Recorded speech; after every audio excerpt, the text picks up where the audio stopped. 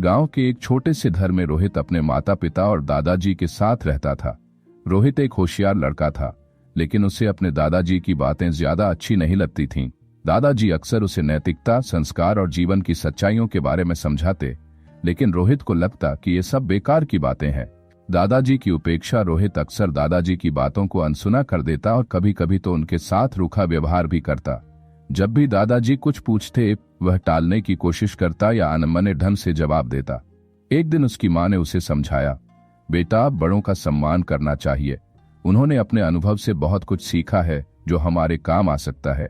लेकिन रोहित ने हंसते हुए कहा, मां, ये पुराने जमाने की बातें हैं, अब जमाना बदल गया है। दादाजी की बातें अब किसी काम की नहीं है। एक दिन रोहित अपने दोस्तों के साथ खेलने गया और वहां एक ऊंचे पेड़ पर चढ़ने की शर्त लग गई।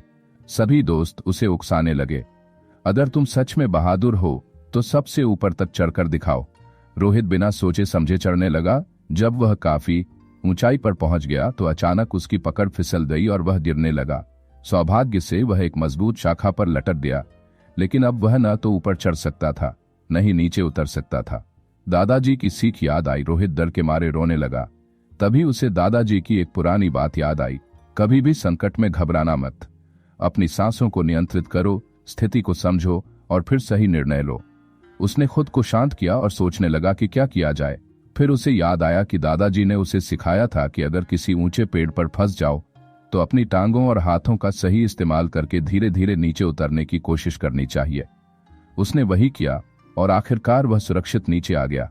बड़ों की बातें अनमोल होती हैं। जब वह घर लौटा तो भागकर दादाजी के पास गया और उनके पैर छूकर बोला, दादाजी, मुझे माफ कर दीजिए। मैं हमेशा आपकी बातों को हल्के में लेता था, लेकिन आज आपकी सीख ने मेरी जान बचाई। आप सच कहते थे कि जीवन में अनुभव से बड़ा कोई शिक्षक नहीं होता।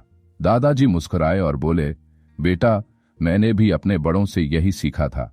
जो ज्ञान पीढ़ियों से चला आ रहा है वह कभी बेकार नहीं जाता।